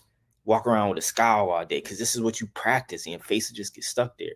So we got to grieve. We got to finish grieving the things that we've gone through. And our bodies, when we do that grounding work, will let us know where we need to move to next, right? And I'll say this last piece. Sometimes the confrontation, right? What happens if the person is no longer with us? How do we grieve that? You might need to go to, or what if the person isn't safe to confront, right? So if the person's not here no more, what if they pass on? You might need to go to their grave and have a conversation. You might need to write them a letter. You might need to go meet them. You might need to visualize meeting them on a spiritual plane or something like that, and have a conversation with them. Because generally you already got like an AI of a person in your head, right? You already know how they might respond to this and that. And so you may need to go sit with them in your mind and talk to them and tell them and have that conversation with them, right? Or if they're not safe to talk to, you might need to write a letter to them, or you might need to write a letter that you don't send. You might need to set a boundary in the family. Look, I'm not coming to Thanksgiving if that person here, period. It's me or that person. Either I'm coming and they not. We not gonna sit here and act like Auntie Jackie or Auntie Jimmy ain't who they are in the family. We not doing that no more. I'm done. I'm not finna have to be around them, right? Sometimes grieving requires confrontation. The next step, we're gonna pick up the pace a little bit. We got the forgiving stage, right? And some of you might have seen the video I put out, but forgiveness is not so much about forgiving other people. I think that's further down the road in the healing process. I think the first forgiveness that has to happen is forgiving what I did to me when I was underneath the influence of my pain. What did I do to me? Did I take some certain drugs? Did I involve myself in some sexual activity and pick up something? Did I miss out on certain activities? Did I end up wounded, in prison, incarcerated? Right? What did I do to me while I was lost, just trying to make my way through the world, just trying to figure this thing out? In some ways, I've hurt myself, and I feel shame and guilt. Like, how do I forgive myself for what I did to me when I was underneath the influence? And how do I forgive myself for what I allow others to do to me? What did I take from people in the midst of my wounding? Sometimes your body can get stuck in that freeze response. What did I freeze in? What experiences did I get trapped in and I couldn't leave? Right? What experience did I blow up? With the irritability and the anger. What have I allowed other people to do to me under the influence of my wounding? What did I follow people into? What kind of reckless behavior did I engage in? Right? What did I allow others to do to me? What did I do to myself? We got to forgive ourselves. And forgiveness is something. So like one of the exercises that, I have people do is I have them write a letter of forgiveness to themselves. Write a whole letter of forgiveness for the things that you need to forgive yourself for. And then maybe create a smaller letter of forgiveness, a statement of forgiveness that you read every day. Because one thing anybody who struggle with shame and guilt know is that it attack you almost every day, multiple times a day, probably, or at least a couple times a week for sure. And so we got to be proactive in releasing and forgiving ourselves every day for what happened to us. Yeah. And after we forgive ourselves, then we move on to the repenting stage. We have to repent for the things that we did to people while we were under the influence of our pain. Literally, I not so much anymore. I feel like I kind of worked through a lot of this stuff. I might be missing somebody, I don't know, but like I really do try to bring to mind the people that I may have done wrong throughout my life, and I go to them and back in the day, X, Y, and Z happened. I apologize. And I'm telling you, at about an 85% clip, most people know exactly what I'm talking about. That's a fact. Only recently am I starting to get the people like, Rob, I don't remember what you're talking about. We good, bro. Don't worry about that. I don't even know what you're talking about, fam. Let it go. And I'm like, all right, bet. But first, and sometimes, man, what I realize is that sometimes I wasn't even the person that did something to somebody. Like growing up, I just kind of, to a certain degree, I hung out with some bullies. And in order to keep myself safe, I hung out with the bullies. Or they was just my brothers. They was just cool. This is just what it was. And they would do things and I didn't stop them. So yeah, I didn't do that thing. I didn't exactly, but I was there watching. I didn't stop it. I laughed. And people don't really remember that I wasn't the one that did it to them. And I don't remind them. I just know that I was there, and I know that how hurtful that was, because I know the impact that my childhood wounding has on me. And so I may not have went through what you went through. I never got bullied, but I know how that feel. I know how something else feel. I got bullied by maybe family members or something, like, you know what I'm saying? And so I go to the people who I've hurt, be they girlfriends, be they baby mamas, be they people who don't want to talk to me no more. So repenting is remorse plus reparation. Remorse, I feel bad for what I did. I feel bad. And then reparation, repair. How can I make it better?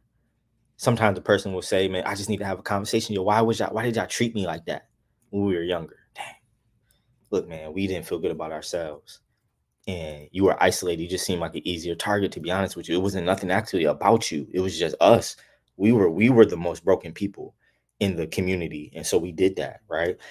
sometimes a person will say, look, I don't really have anything to say right now, but are you open to me coming back when I do for us to talk about it? Yeah, you can come back anytime. We could talk about it. Sometimes the person say, look, I just want you to never talk to me again. Just leave me alone. Like, lose my number. Don't hit me up. And yeah, absolutely. Look, if I got you, I will never hit you up again. If at any point in the future you feel like you need to have this conversation, feel free to double back on me and you let it go. And your reparation is leaving them alone. Yeah, got to be ready for that. You know, you got to be ready for that. We have to repent for the things that we did. This adds integrity and accountability to our healing process. Because how can I hold somebody else to account for what they did to me, and I'm not willing to hold myself to account for what I did to other people? That's what we call a hypocrite. A hypocrite. And this will keep you stuck in your healing journey. This will turn you into a monster, where you a victim, where you start thinking that you're the only one that suffered and you're righteous and everybody else is the only people that done wrong. All of us know somebody like that. Everybody else in the world wrong. They ain't done nothing to nobody ever. You know, right? You get stuck in this victim mentality, and that'll keep you trapped in your life. We got to repent for what we did to others. And it's a hell of a process. I'm not going to lie to you. But after we get through that, man, we get to that building stage, right? And when I say building, rebuilding, I'm really talking about boundaries. If you get all this other information, and you don't have boundaries, you just become a very emotionally intelligent doormat.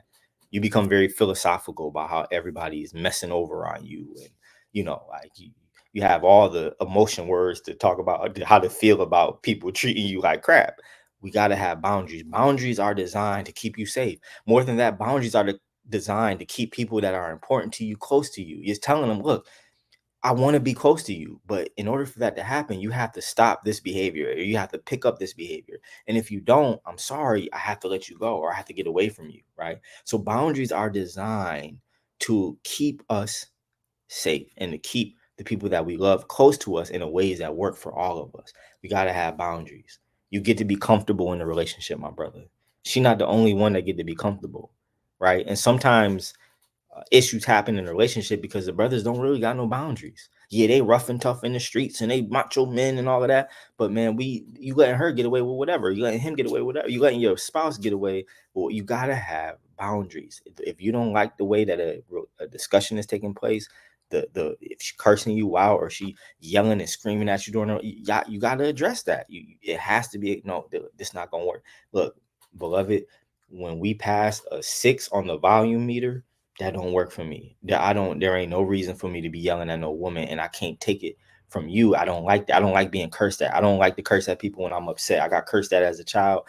I don't feel that. And I'm Dominican. This just what we just like. No, boundaries. I can't help the fact that you're Dominican or you believe that that's why you are fiery and all that. That ain't none of my I'm Nigerian, I'm Jamaican. This is just what we do. That ain't none of my business. All I know is I don't do being cursed at. Period.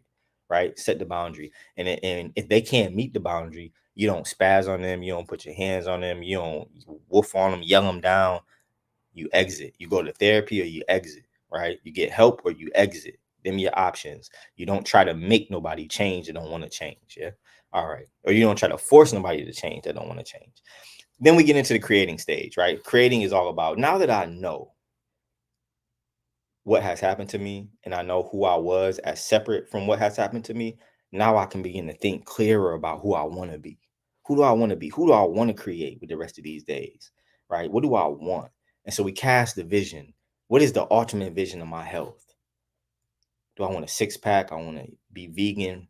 What is it? Do I want to be, what is my ultimate vision for my relationships? Do I want a family? Do I not want a family? Do I not want to be married? What do I want? What is my ultimate vision for my finances? How much money do I want to make? You know, what kind of things do I want to invest in? What do I want to learn about? Where do I want to put my money? Career, how do I want to make my money? Community, what will be my impact? What will be my legacy in the community? Adventure, how do I want to have fun? Spirituality, what do I want my spiritual life to look like? Now, here's the thing. We got to double back to awareness. And my caution to you is be careful of what you want, because you got to make sure it's you wanting it and not that negative core belief speaking up. Because some of you may not want to have children because you got a wound around it. Some of you may not, and I'm not saying that that's necessarily wrong, that you should have children because you got to want. That's not what I'm saying. I'm saying be careful of what you desire, because it may not be you, right? It may not be you. So after we cast the vision, we gotta craft the plan, right? Okay, I'm gonna go this way, that way, this way, that way. I'm gonna do this. And after we have the vision and the plan, we gotta create the action steps. So the plan is the vision is the macro vision, right? That's that you looking kind of from your deathbed backwards, right? What do I got to do to live a good life? What's my ultimate view of myself? Then we have the plan. Okay, I'm going to learn real estate. I'm going to learn stock investing, and I'm going to become a therapist and a motivational speaker. I'm going to write books. Boom. Now we need the action steps. Okay. In order to become a therapist, I got to get my license. In order to get my license, I got to get a clinical supervisor. And in order to get a clinical supervisor, I got to get a master's degree. And you walk yourself backwards from the goal, all the million steps you got to reach. In order to get a master's degree, I got to apply to school. I got to get FAFSA. I have to get accepted to a school. I have to travel to the school. I have to take the class. I have to pass this. All the million steps you got to do, right? We have to do this over and over again and throughout our lives to keep ourselves on track so that we get there. And the last part is relationships, right?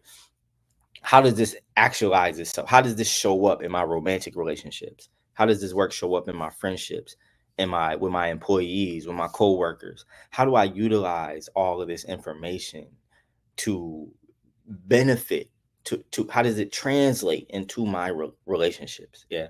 And so we'll have another workshop on that in the future. Time is running short, and so we're going to keep it pushing. The last thing that I'll say is that this is, although I call it the healing path, this is not a step-by-step journey that you go through per se, right? In reality, this is a crisscross applesauce.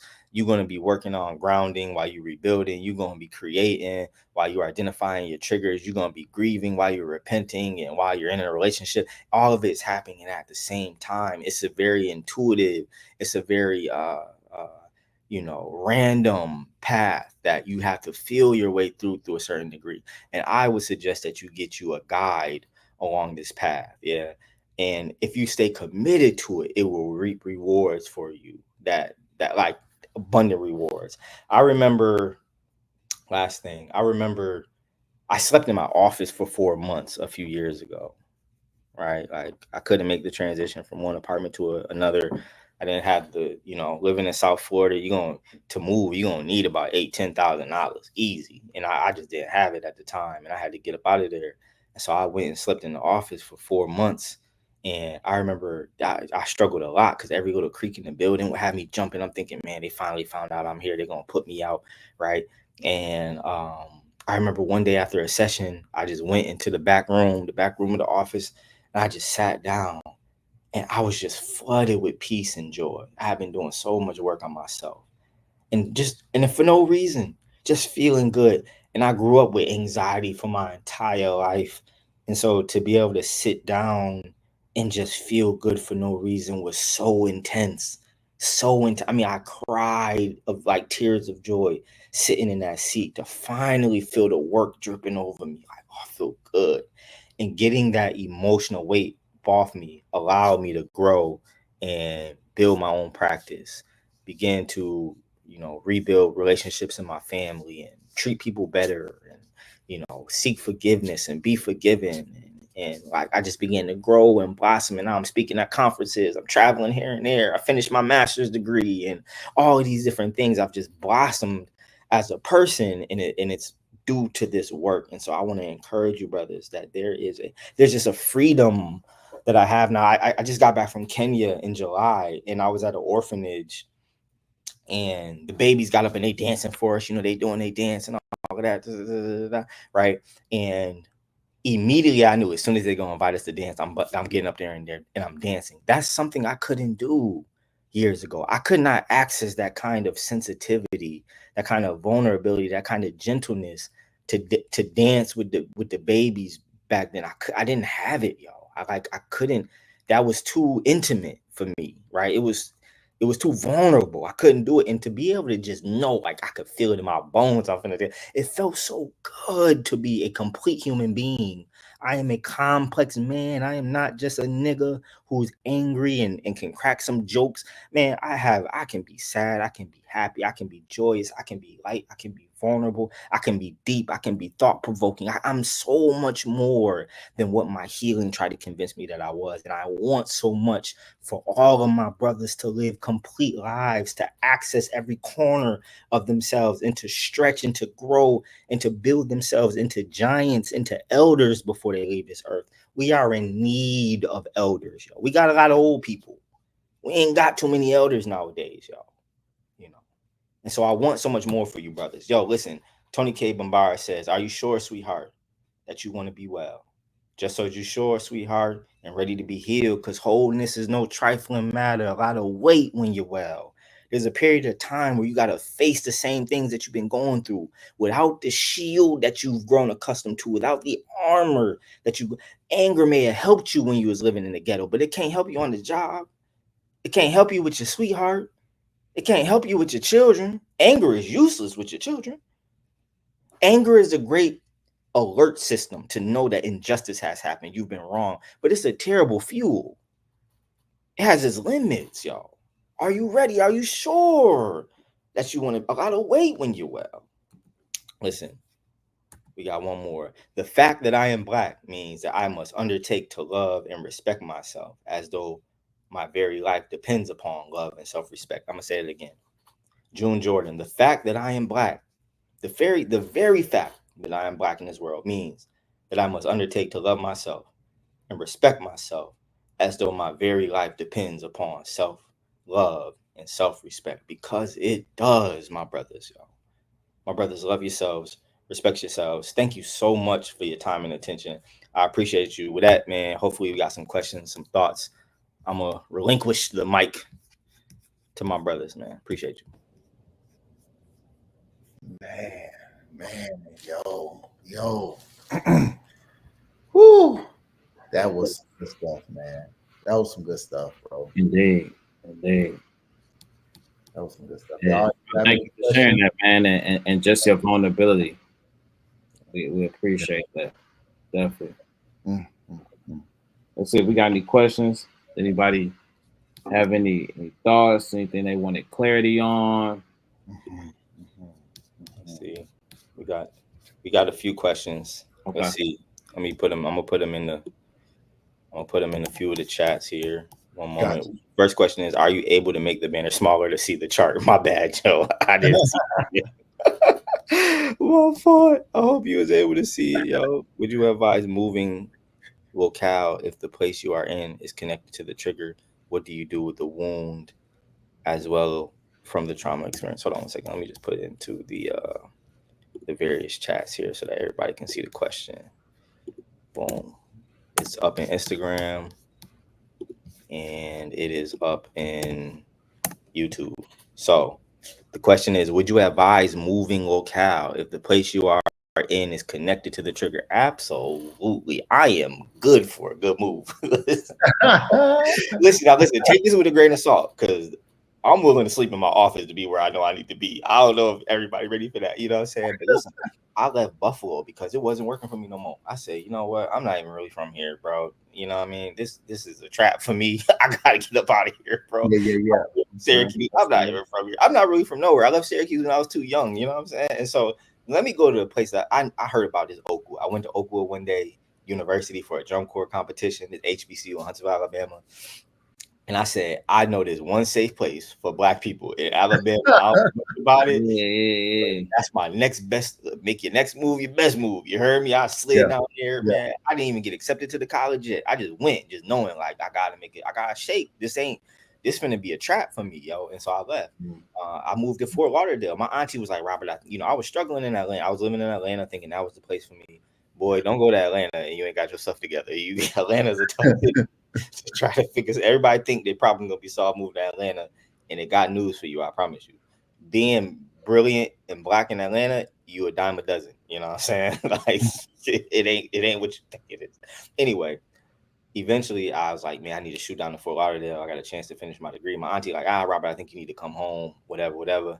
Man, she let me hold some money, and I shot down to Fort Lauderdale with like. My car died the day I was leaving, so I had to get it fixed. So I think I was with like $138 in my pocket. You know what I'm saying? Yeah. look, man, brother figured it out. You feel me? I'm doing well right now, you know. And so, yeah, you better move. You better move. Like, what you just gonna sit in the trauma? Like, you just gonna stay there for the rest of your day? You just gonna, like, if ain't nothing shaking there, you and you got a better situation somewhere else, like, you better, like, and you won't know if it's the right move until you get there. And if it ain't the right move, then you shake somewhere else. Like, you gotta figure this thing out. And I'm not telling you just to run, but you gotta trust your spirit when it say get up out of here. Time to go. We did this city. We've been here 5 years. It's time to go. It ain't working for us. It ain't clicking like it used to. Let's get up out of here and try something different. You know, but you got to be really willing to take what come with that. You got to be ready for that too. You know, and so I would say absolutely. And the other question was, what do you do with that wound as well from the trauma experience? What do you do with that wound? You got to give it time and attention. When it come to you, you got to make space for it. You got to think of your wounds like little children. Like, you know, when the baby come up to you and say, you know, mommy wouldn't let me put my finger in the plug socket. Oh, I know that's so terrible. Come here, let's talk about it. I know that's the worst thing in the world. Sit down, look, and you give the baby. She may not, the baby may even know why they crying. They just going through it, and you just, oh, it's okay. You teaching them to regulate. You just giving them the love, right? Sometimes you get feelings that you don't understand, and it's like you got to give yourself that same respect. The wound comes up. Ooh, pause everything up. I'm at work. Time for a bathroom break. Like, look, I'm about to go in the bathroom and just breathe through this. Gotta regulate through this joint, right? Oh, you know, whatever it is. Not going to class today. Time to handle this. Ooh, therapy, doctor's note, FPL, right? Might need a few weeks off. I got some serious trauma to do. You got to do whatever you got to do in this world to find some space for yourself to heal. You might need to wake up early in the morning and get your healing work in before you go to work, right? That might mean you got to sacrifice HBO Max and Hulu and Peacock and all of that. Like that might mean you got to go to bed on time in order to have space for your wounding to address it. You might need to journal through it and read books on it and watch podcasts and join workshops and do all kind of stuff. You might need to hit ChatGPT and ask them, yo, what can I do to fix it? Right? If you need some free therapy, man, like, let me think not free, but there's a joint called Open Path Collective. Openpathcollective.org. It has therapy sessions from $30 to $70, yo. $30, yo, a session. Like, you know, get some help. Invest in yourself, yo. Like, I will recommend that you spend money, right? And a lot of us will spend money. Look, I'm not gonna go there. I was about to go somewhere. A lot of us will spend money in other places and not prioritize our mental health. But if that brain shut down, everything else shuts down with it. Everything else. This your engine. Without the engine, car is worthless. You know what I'm saying? And so you got to keep the upkeep on your mind, yo. You know, and so yeah, absolutely, bro. Do what you got to do to take care of yourself and be well, and you will figure it out. But you have to be aiming, yo. If you're gonna be moving and all of that, you're trying to figure, man. One thing I will recommend is like try your best to get free from this system, yo. You got to find a way, be it through investing, entrepreneurship, climbing up the corporate ladder. You got to find your way to some space and some freedom. It is hard to heal when you can't pay your rent, yo. It's hard to heal when you work in minimum wage. It's difficult. You got to get yourself some resources. You got to get yourself some space. And if you can, you got to get yourself completely free, yo. Listen, I'm not going to lie to you, man. For about 3 years, I was working as an entrepreneur, making just enough to pay my bills, but it was intentional. I ain't have nothing else. Yeah. I had gotten, let me explain it. I had gotten free in terms of time. I made so much money that I could work only a limited hours and it would cover my entire lifestyle. And I stopped right there. And I said, I'm beat. My nervous system is burnt. Autoimmune disorder been whipping me for over a decade. I'm tired. And I spent a lot of time sleeping, watching TV. I didn't really know how to heal. I'm just knowing I'm burnt out, yo. And it's like, yo, if you can find, you gotta fight for some space for yourself in this world, man. Yo, this machine will run you ragged. It will work you until you die. We were brought here for labor, and that remains their intent for us. Don't get it twisted. They are trying to work you until you die. Don't let them do it, yo. You better find a way to make you an easy dollar legally. right? You find you a way. And if you don't know a way, you go talk to somebody who already done it. Look, man, I don't know how many conversations. I got like 6, 7, 8, 9, 10 millionaires in my phone. I'm not afraid to ask for no questions because I'm not. look, I'm finna give me $1. You heard me? So like you got to make space. There's a proverb that say your gifts will make room for you. You gotta find your gift and begin to utilize that gift so that you can find an easy, passionate way to make money. This easy for me, y'all. This is nothing. This is like breathing for me. I did my first speaking engagement when I was in 7th grade. This is and I killed it. I have found a way to make money in what I'm best at, and I'm trying to. This is one of my first steps to turn this thing up to the next level. The book is coming, right? The program is launching in October. I'm put pedal to the metal, right? Bust the motor to the dashboard. I'm trying my heart. I need more space because the more resources I get, the more space I can create for other people. Oh, you don't necessarily got it to create space for yourself. Look, we got this camping trip. It's free. Come through. We got you. Come rest for 4 days. Kick your feet up, brother. Smoke your cigar. Sip your cognac. Whatever you do, or come hike with us. Kayak with us. Whatever, bro. Come rest for a few days. That's the resources I got right now. Man, one day there's gonna be a day where I got scholarships available for people. Like that's the goal, man. We trying to run this stuff up. We try to get Black people free. That's the mission, man. Yeah, the mission. And so get you $1, heal and get you $1 and help somebody else, man. Build your legacy, yo.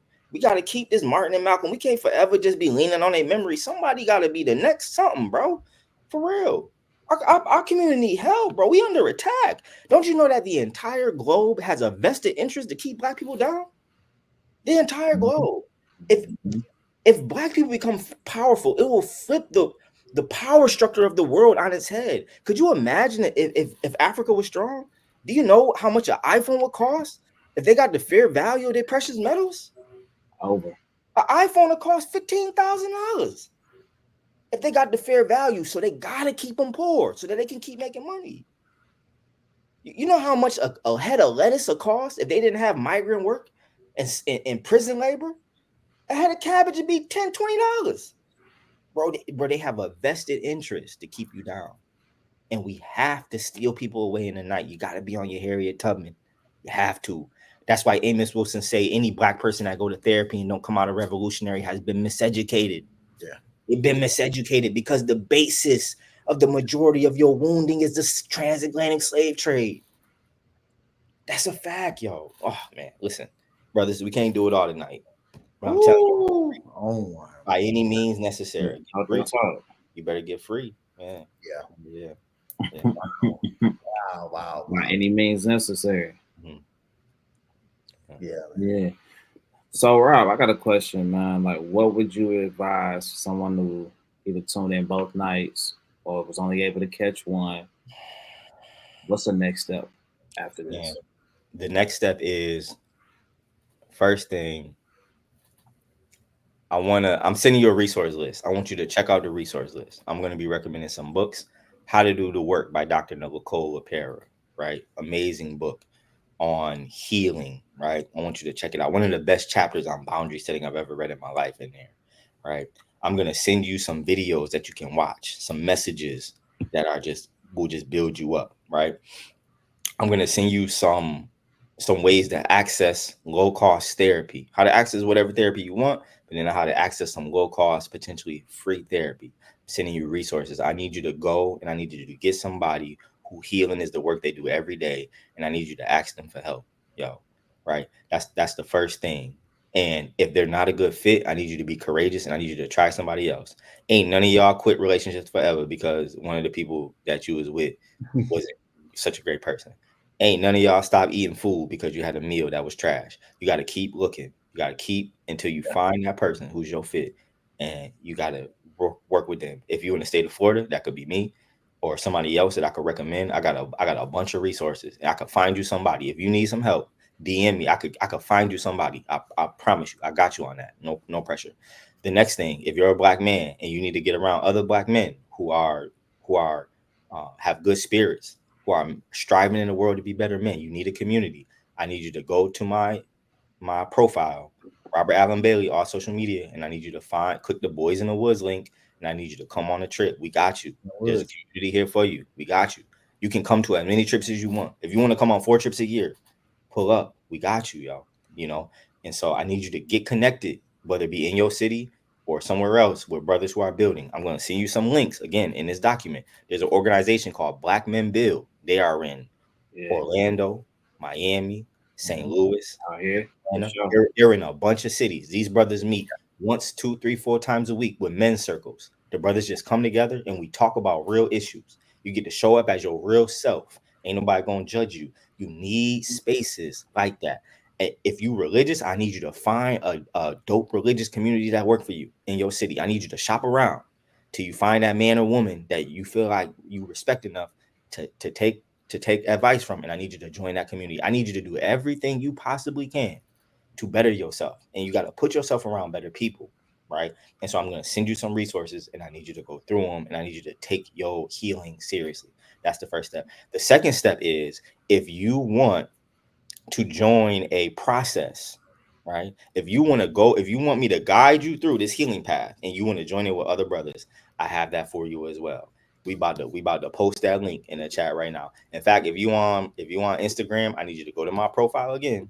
I need you to go to my profile. And in my profile, in my link tree, there is a link to my healing program, right? I need you to join that. We getting started on, I believe it's September 29th, the last Sunday of the month of September 29th.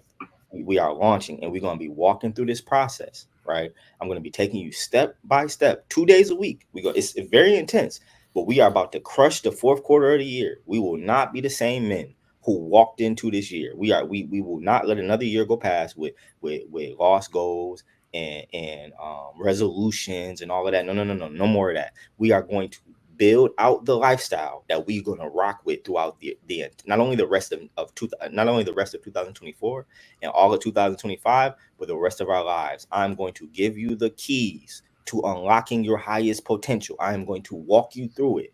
And then we're going to meet after that once a month, and we're going to keep this work going. We're going to have a forever community, yo.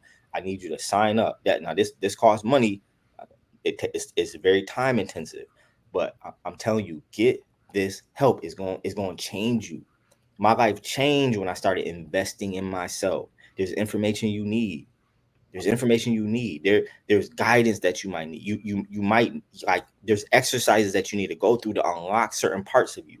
And once you get that, you'll be unstoppable. I can't tell you, man, one of the most saddest things that I saw, remember, I have a wound around I'm not good enough, like a lot of people. And I remember in high school, I felt like everybody was more gifted than me. The kids I went to a rough high school. It was like lean on me, in my opinion. It was tough. Like that day was rough. It was rough, yo. You know what I'm saying? And I remember thinking everybody has so much charisma. They're so lively. They're so vibrant. They got so many gifts. They can rap. They can hoop. They can double dutch. They can dance. They can dress. They so fly. And man, I remember I only graduated with like half of my high school class. Wow. Man, of that half, only a handful of us went on to college, or maybe did something, maybe got like a good job in the city or something like that. Maybe like a blue collar, labor job, something like Ford or something like that.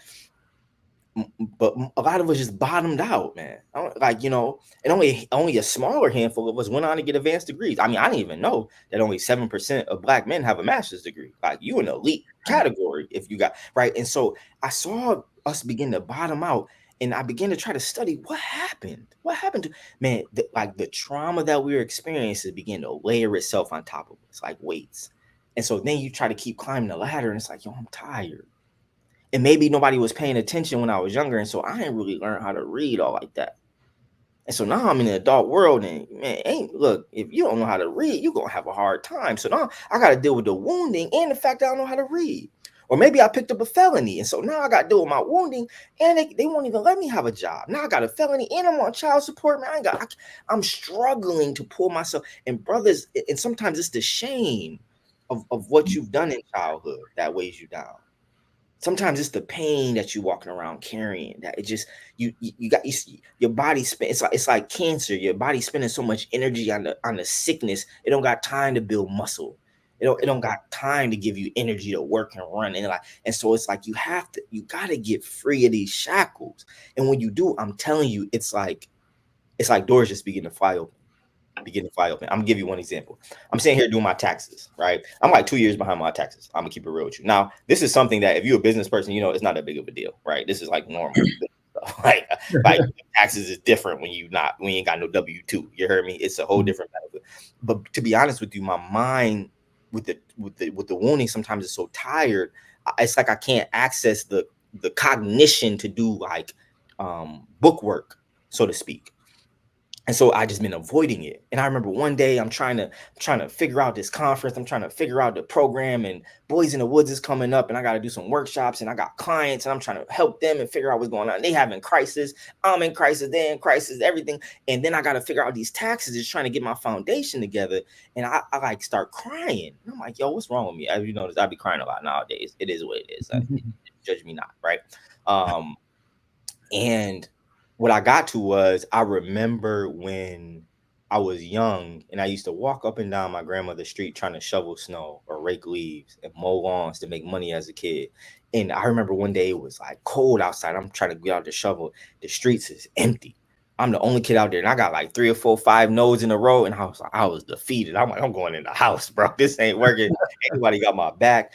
And I remember my stepdad, he kind of noticed that I had like some hustle to me. And he tried to help me, but parents got divorced. He kind of trying to live his own life. He got his own stuff going.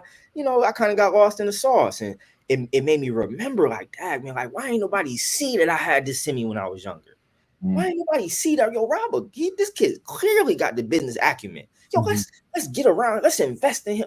And I felt like let down, and I felt this pressure coming. I feel like I'm by myself in this. I feel like and really, it ain't that my family didn't support me, because they have. Don't get it twisted. I wouldn't be here without. I am not no story. I pulled myself up by my bootstraps. It community. You hear me? But I'm thinking from 6 years old, 10 years old. You feel me? And I'm being triggered by these taxes.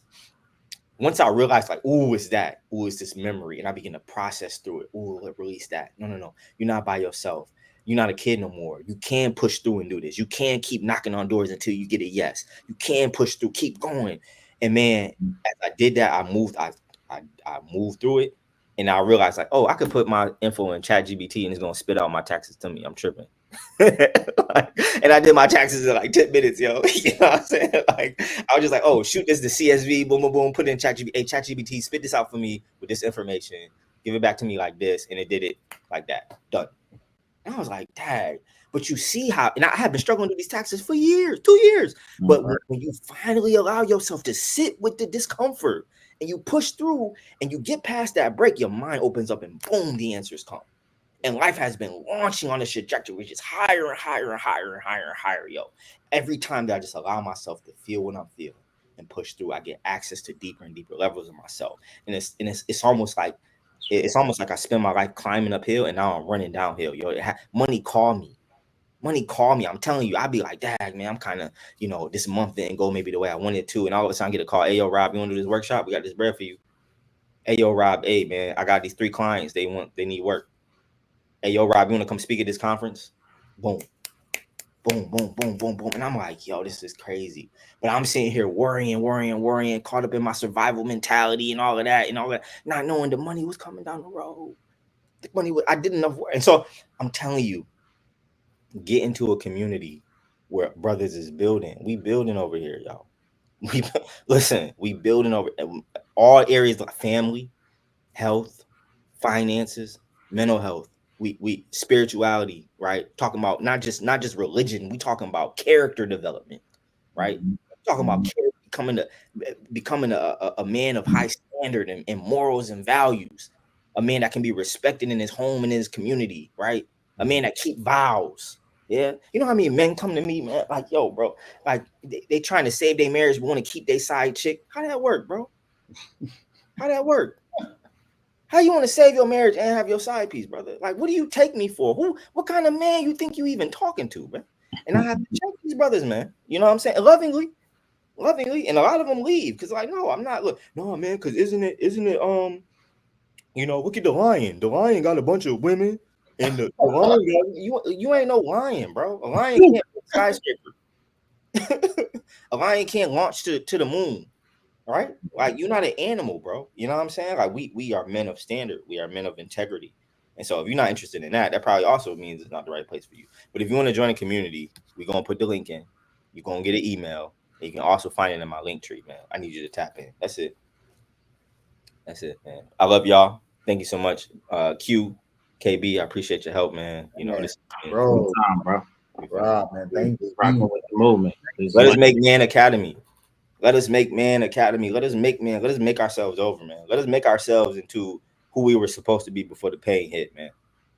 Let us remake. We got to build ourselves over, man. We can't have so many broken families in the community, man. The babies need scholarships, man. There's somebody out there who ain't got no parents, man, but they supposed to be the next doctor. They supposed to discover cancer, but they ain't got money to pay for college, man. Somebody got to have it, bro. Somebody got to get this paper, man. You know what I mean? Like, our ancestors did enough pointless labor, enough just grunt labor. We gotta get to a bag. We gotta help our people. We gotta heal. We gotta be stand-up men in the community, right? These babies need an example. Who gonna lead them on the right road, man? You know what I'm saying? God forbid you gotta stand in front of your ancestors or Malcolm X or God or somebody at the end of your days and give an account for what you did in this life. God forbid, and you just, well, God, the lion, you made the lion to have multiple, bro. That's what you know what I'm saying. I mean, come on, fam. Yeah. I mean, God, I just snorted coke recreationally. You know, it wasn't that big of a deal. It's just lean. like, fam, we gotta do better, man. Brothers. Real life. Love you, man. Let us make Man Academy. We launching September 29th. Invest in yourself.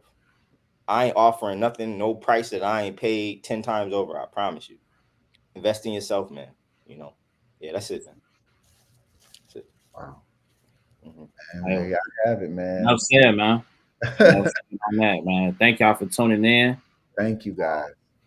And more to come in the future, man. Rob, I know this got to be an ongoing conversation because it's an ongoing journey and process. So, yeah. It'll definitely be more, man. Appreciate you, bro. Indeed. Listen. Last thing, while I got everybody attention, look, if you need a speaker at your next event, holla at me. The link is in the chat. Link in the chat. Profile. You're gonna be getting an email. If you hit, look, if you need some workshops, if you need to go, I ain't got the best price. I'm not gonna lie to you, but I got the best work. You know what I'm saying? I ain't got the best price. You know, look, you're gonna have to be an investment. We building for the babies. I got the best work though. You want movement, you want traction, you want somebody leader like, yeah, now talk to me, man. Hit me up. We got the best work. And if you don't got nothing, if you at the bottom or you just need a community of brothers, you don't even want to pay for none of this. Boys in the wood, we got you. Come through, man. It's nothing. Like there's space for everybody, man. I love you, brothers. Until next time. Sorry. Peace and love. Peace. Yeah. Peace.